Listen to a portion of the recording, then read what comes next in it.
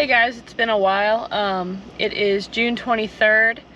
Heading over to Mom and Dad's. We're going to be picking cherries, squash, maybe stringing up tomatoes. Been busy the last couple weeks. Here is a check-in on the tomatoes and the watermelons that we just did over the weekend. All right, folks, you seen we were planting watermelons early this spring. We're starting to get some little ones on. Bees are working. They're starting to hit these flowers and pollinating them. These are the seedless watermelons.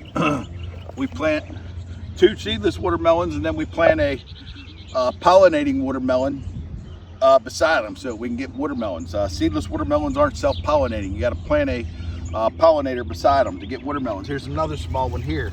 They're starting to form. And then flowers open up. They get pollinated by the bees. The bees are down over the hill there.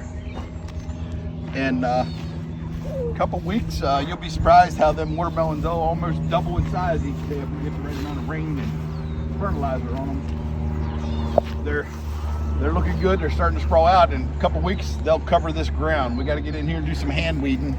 There's always a lot of hand work involved in this time of year. You get in, you start hand weeding, pulling some of the weeds out, and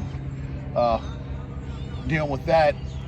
We're going to keep watering and feeding them, and hopefully we have a good crop. I like to get at least an average of 1.5 watermelons off of every plant. That's an average. Some you'll get 1, some you'll get 2.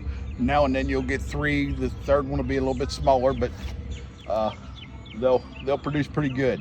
Keeping them weed free helps the bees get to the flowers and pollinate them real well. But hopefully we get a good crop this year. It's hot right now. We're looking around 85 degrees right now. They like heat, they like water, so we're going to get water on them and keep them moving. So we'll get back with you. We're going to show you some tomatoes here in a little bit. All right, here we go, folks. Tomato crop's looking good. We got some tomatoes on the vine here. A lot of guys prune these. I don't have time. I don't prune them. We might try to do some this year, see if it makes a big difference or not. We got strings in here. If you look, we got them kind of setting up like a hedge. We got T-posts, and we wrap strings around them. And if you look over here, you'll see the tomato twines. We've got 4 strings on them right now. We're probably going to put 5 or 6 strings on these. Keep them growing upright, keep the fruit off the ground, and be able to get a lot of air through the tomatoes. That helps keep them from getting diseased later on in the year when we get that hot, humid weather.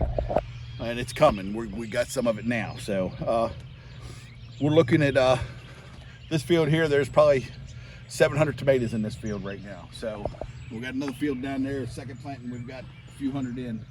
We're looking at a pretty nice looking crop of tomatoes this year. If everything works out right and the weather stays decent and we keep water on them and food on them, we're gonna have a decent crop. So we appreciate y'all watching us and tuning into us.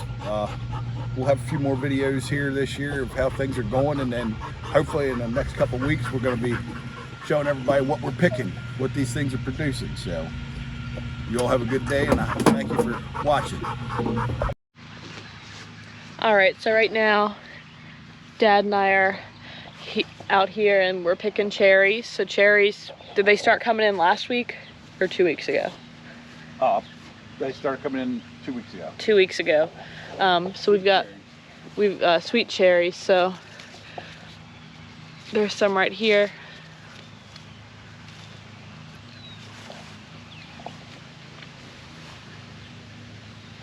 They're pretty good. We got some, these are Queen Anne's. We got some predator balloons in the trees. Is this the first year you've done those? Yep. They work pretty well. They work pretty well. Keeps the birds from eating all of them. So there's some up there, and there's yellow ones. And he's just been hanging them in all the cherry trees. Are you gonna put these in any of the other trees, or just the cherries? Just in cherries. The only problem we have with it. So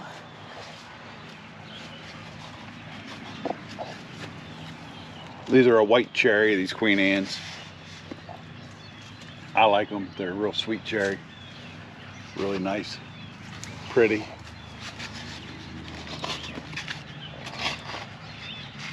Got a nice pink blush on them. planted these trees in that one right there. We planted that in, I guess, 2000. And these trees here we planted in around 2005. They produce quite a bit of cherries. They do real well. And they're up by the house, so you don't have to go too far to pick them.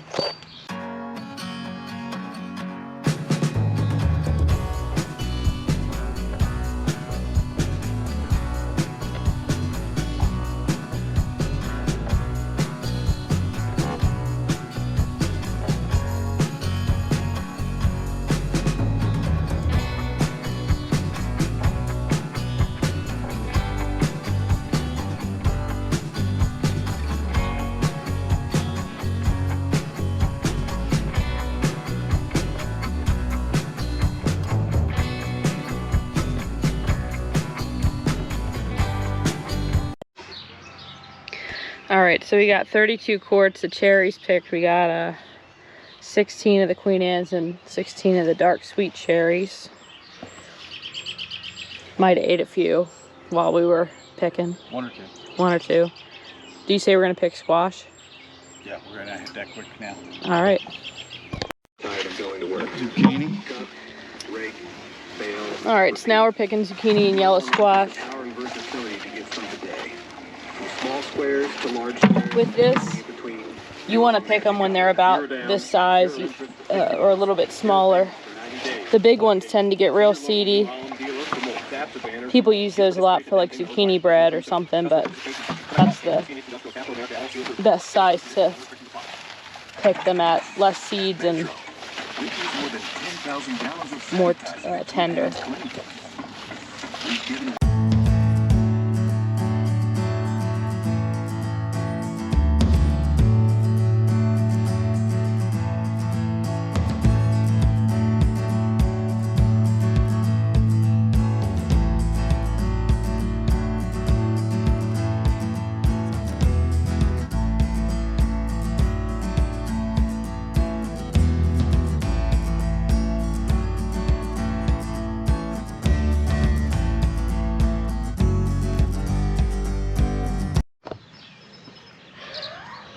All right, thank you guys for watching. So we got 32 quarts of cherries picked tonight, and we just picked yellow squash and zucchini. Mom's got farmer's market tomorrow, so that'll all be sold tomorrow. And if you haven't subscribed to our channel, like this video.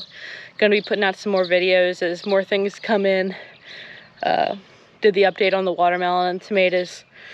It goes fast, so soon enough we'll have those ready to sell. They'll be ripening.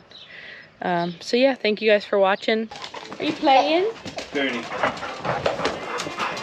Are you playing in here?